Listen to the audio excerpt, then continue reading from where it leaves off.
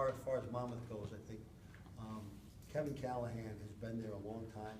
He's well respected as a coach up in the Northeast. He's the guy that's really built that program.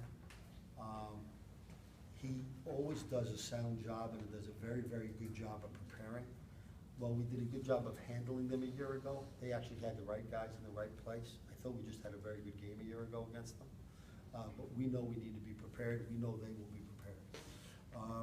Last week against Liberty, that upset of Liberty is the first time they've ever beat a nationally ranked opponent. They're excited about that. Now they have us coming in, and you know, they've certainly seen the games that we played, where a number of our games have been reasonably close. And, you know, with a break here or there, could have gone in other directions.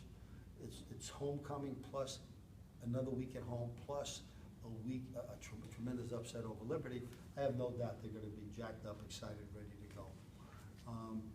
From an offensive perspective, when I look at what they do, they are number 3 in the conference in passing. I think they're number 2 in the conference in passing touchdowns. The quarterback's a redshirt freshman, but he's a very good athlete. He gets himself out of trouble. If you give him green, he's going to just go and take it. In the passing game, he's still learning, but he's a good athlete. He's got a good arm. He's got 2 very good receivers, and Ambush, I think a smaller kid. I think he's number 7, and then a kid by Reggie White Jr., who's a bigger kid. They're both good players, and both very, very different. You got to know what both of those guys are.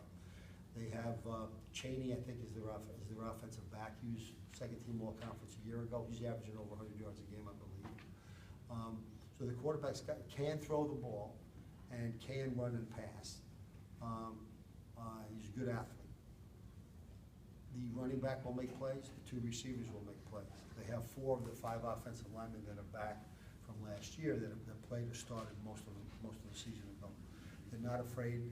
They're not afraid to zone read you, and they do a pretty good job of that. They're not afraid of play action. Excellent job in terms of screens and draws. And not afraid to run the ball on 3rd and 8. Not afraid to pass the ball on 3rd and 3, 3rd and 4. So we've got to make sure we execute on defense. From a defensive, their defense, with regard to their defense, they have the number 1 tackler in the league, and this kid Basili, who's a defensive back for them. He comes up, he does a phenomenal job coming up and run support. They have 2 guys that have a couple of interceptions. They have 9 sacks. That's not a whole lot, but to put it in perspective, there's more sacks than we have. They did a great job, I think, in terms of shutting down, you know, Liberty a week ago. They'll mix up their man in zones. They'll do a decent job of disguising their pressures. From a special teams perspective, they're sound across the board. They'll give you different formations on punt. They'll give you the different formations, kind of like we do with regards to extra point stuff. So that takes a while to prepare against. They execute those things pretty well. They're solid on their returns. Their kid, what's the kicker's name? White. So the kicker, I like the kid. He did a good job. He both kicks and punts. He averaged about 38.5 yards or so on his punts. He's pretty consistent with those. There was a big win on their field against Liberty last week. He did a good job of kicking the ball like lower into the wind and taking advantage of the wind the other way. So they were kicking low into the wind, maybe 27, 28 yards, but they're tough to handle, and then get a good roll. And with the wind, he was kicking them over 50 yards. So that showed me some poise for his first time as a starter. He's 8 for 12 on his field goals, I think, and he's 17 for 17 on his PATs. But on his field goals, he's done a good job kicking those under pressure when he needed to. So with Liberty coming, they're beating Liberty. Liberty comes from behind the end of the 4th quarter. These guys drive down the field. They kick a clutch field goal.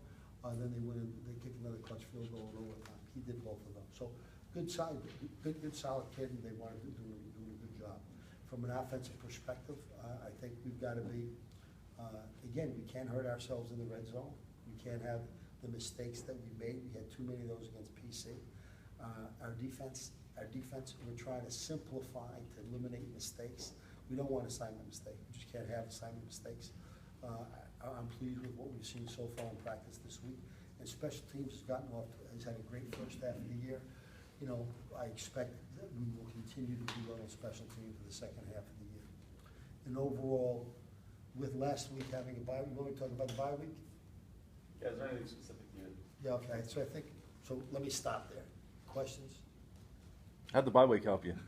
Okay, I'd rather not talk about the bye week. Any other questions? In terms of, what we did, we gave, so go back, we practice on Sundays, we have meetings and practice on Sundays, the kids get off on Monday. We did meet on Sunday, but we gave the guys practice off on Sunday.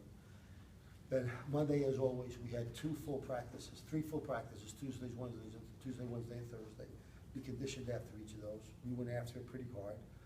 The emphasis for those 3 days was, the coaching staff's directive was to look at the 5 games we have left in the regular season. And of the teams we're playing, what is it that they do that we haven't yet prepared for? So for example, this happens to be Bryant, obviously this happens to be Monmouth, but that's just a coincidence. They run a pro punt as opposed to a spread punt. We haven't worked pro punt much this year because we haven't used it yet. So that was something we were gonna do. So offensively, defensive, special teams, what is it we're gonna see the next 5 weeks that we haven't really seen yet? Or what is it that teams do over the next 5 weeks, doesn't matter who it is, that we have struggled with, something that they do that we're struggling with. That was the entire emphasis for the 3 days. So the entire emphasis was second half of the season, what are we gonna see that we haven't seen yet? What are we gonna see that we're not doing a good job with yet? And that was it. And we had 3 good practices. Then the guys had Friday and Saturday off, as did the coaching staff. Everybody came back on Sunday ready to go. We had regular practice and stuff on Sunday. Certainly Sunday, 100% was about Monmouth, and certainly everything this week's about Monmouth. How's Alex? Is he close to 100%? And is Calvin back this week? Calvin's probable. I think he'll be okay, but he's probable right now. Alex right now looks as healthy as he's been, I think, since he's hurt his ankle.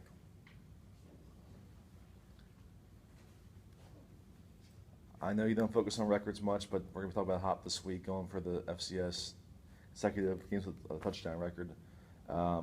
It's a pretty special mark, and no player in history has done more games in a row with a touchdown. What's that say about him and the kind of player he's been for you? Well, he's done a great job for us. I think everybody knows that. I think, though, there's a consistency here. You can't ever run your team with the idea that you're going to try to get a record. You can't think that way. You just can't think that way. But excuse me. But by the way we're set up, you know, Hop's certainly going to have his opportunities, and we're not going to hesitate to give him the ball any place on the field. So he's certainly going to have his opportunities to score, assuming we're in position to be able to do that. I think with the fact, nobody talks about that. If the kids are talking about it, they're not talking about it in front of me, in front of us. Coach staff's not talking about it, but we're aware that that's an important milestone, and certainly we'd like to be supportive in terms of that, but that's secondary. You know, we've got to call the game as we see fit, and the priority is just to maximize what we need to do as far as the game goes. But that would be a great record, and I certainly hope he gets that. Coach, you alluded to a minute ago saying that the breaks that you guys have helped you win a couple of games. Like what breaks? Well, you said sometimes. I said sometimes if breaks, the point I was making, if some guy get breaks against you. Right. I don't know how many breaks we've got, but if you have bad breaks against you, that could cost you a game, yeah. Do you feel that this year, for some reason, maybe compared to last season, where you guys rolled over some teams? I mean, last year it seemed like offensively you guys were putting up points, you were rolling past people. This year is a little different story. It seems like these are harder fought games. You guys are coming down the wire. You're winning by 7, 6, however it may be. What may be the issue there, or is there really an issue, or are teams just coming at you guys a little differently than they were last year? I think teams, see, I don't buy the fact you're ranked number 1, so everybody's gonna prepare again. Everybody that came in last year came in trying to beat us or prepared to beat us. That was their objective. Everybody's doing the same thing this year. I think the team's doing a good job of that this year. I don't know if there's any different reason for that. I think our offense, relative to the offense that we've normally had, I think we've had an elite offense for the end of our first season together and all of 2013-14. And this year we're playing well and we're moving the ball well, but we're hurting ourselves when we have scoring opportunities. So there are numerous opportunities for us. We get inside the 30-yard line, we kind of expect to score touchdowns. Most of the time we're not doing that. When you analyze that, 2/3 of the time we don't. is because we did something stupid. We had a stupid penalty, we jumped off sides, we may have had a turnover, dumb mistakes and kind of stuff that we shouldn't have done mistakes on. So we've kind of beaten ourselves. Now, we're all making a commitment as a team this year that the second half of the season is something that we really got to be focused on. The poise and the discipline associated with, we know what we need to do. If there are things that we are consistently making mistakes on, then it's the coach's job. Let's stop doing those things. Whatever it is, don't do those anymore. Don't even do them. We've already been together now for 6 weeks this season playing games. So we've got to be able to eliminate that. So if the other team beats us, so be it. They deserve that. But when we screw up on something we've run 50 times and we mess up the assignment, or we jump off sides and we're doing more of that stuff in the red zone than not, then that's what's costing us. I think that's been the difference with our offense. I think our defense is more consistent than what we did a year ago, but we've had too many breakdowns as well. And I think they started against Western Illinois, and we're trying to fight our way back from that. I'm still optimistic that our defense, I think, can play good football, play good, consistent football. I have no doubt that our offense still has potential to be an elite offense. We haven't done that yet, but we can do that. Just eliminate the stupid mistake we have. And a big piece of that's the coaching. A big piece of that is stop asking our guys to do something that we're struggling with. And special teams has been very, very solid. And I would hope we continue to compound on the success that the special teams have, and we tweak things a little bit to make it better. When you're struggling, you don't add stuff. You take away stuff, but that means you're starting all over. And then you lose the effect of the compounding. So we've had to do that a little bit this year. And hopefully, that's not gonna happen to us in the second half, and we can build from here. Respective of the conference race, what was your reaction to seeing Liberty lose twice already? I was surprised. I know Gardner-Webb's supposed to be a good team, and, Gardner-Webb's a good team, period. I think we're just finding out now how good they really are. I was surprised to see Monmouth beat Liberty. I think Liberty playing Monmouth at Monmouth after the loss to Gardner-Webb didn't look like the Liberty you see when Liberty's playing home at nighttime and kind of really going after it. So it's almost like Liberty seems to have like two teams: the team that's really kind of going out and going after it, and another team that's not going through the motions, just kind of too many mistakes, just not as consistent, not as not executing as well. But I don't think anybody in the league would have thought that Liberty would lose 2 games, let alone 2 games at this point of the year. Now, give credit to Gardner-Webb and give credit to Monmouth. Monmouth did a good job against them. Don't underestimate that.